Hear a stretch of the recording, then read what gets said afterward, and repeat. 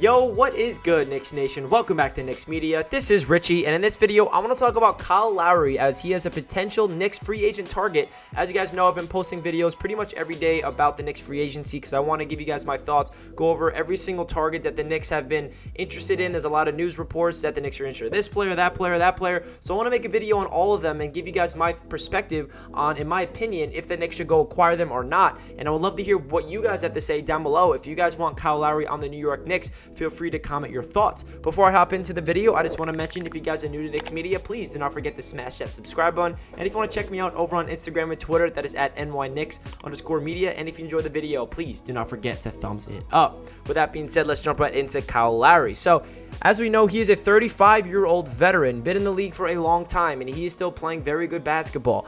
If the Knicks go this route, that means that we have Kyle Lowry as our starting point guard alongside RJ Barrett, saying that we don't make any crazy trades. So I'm not too sold on this, me in particular. I'd rather go young at that position. I feel like this Knicks team, I'd rather get a point guard like Alonzo Ball or Colin Sexton than going out there and signing Kyle Lowry, because he's definitely up there in age. He's 35 years old. I know that he's still playing really good basketball, but my perspective is I'd rather get youth, because we're building a foundation right here with the New York Knicks. We already have a really good young core of talent like RJ Barrett, Emmanuel Quickley, Obi Toppin, Mitchell Robinson, Julius Randle. Like those guys are young, and yes, you do need veterans to mix and match, but I honestly, I'm okay with Derrick Rose being our veteran point guard. If we can go out there and get a young point guard like a Colin Sexton or Alonzo, or even drafting somebody else at that point guard position, and then we have D Rose being that veteran point guard off the bench, I'd rather that than have Kyle Lowry being our starting point guard. That's just my perspective. But say hypothetically the New York Knicks do bring in Kyle Lowry and he is our starting point guard this season,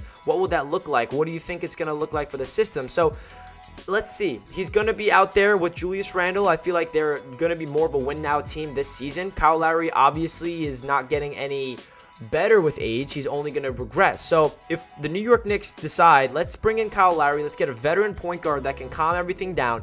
And I'm not going to compare Kyle Lowry to Chris Paul right now, but Chris Paul, similar age, 36 years old. He goes to the Phoenix Suns, who are a very young, nucleus team, and now they're in the championship because they just needed that point guard to orchestrate everything. Again, I'm not comparing Kyle Lowry to Chris Paul because they're completely different players, and Chris Paul is 10 times better in my opinion.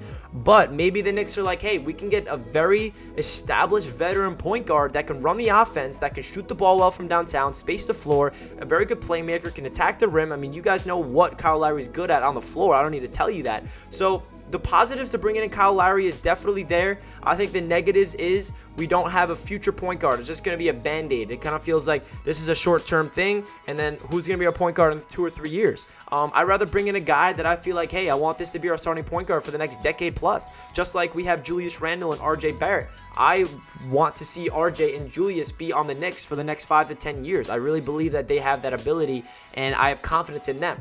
I want to get a point guard that can be the point guard with those two players for the next 5 to 10 years, potentially. Obviously, it's very hard to get a guy in the Knicks for that long because they have to be good. They need to be having the right contracts. The front office needs to have belief in them.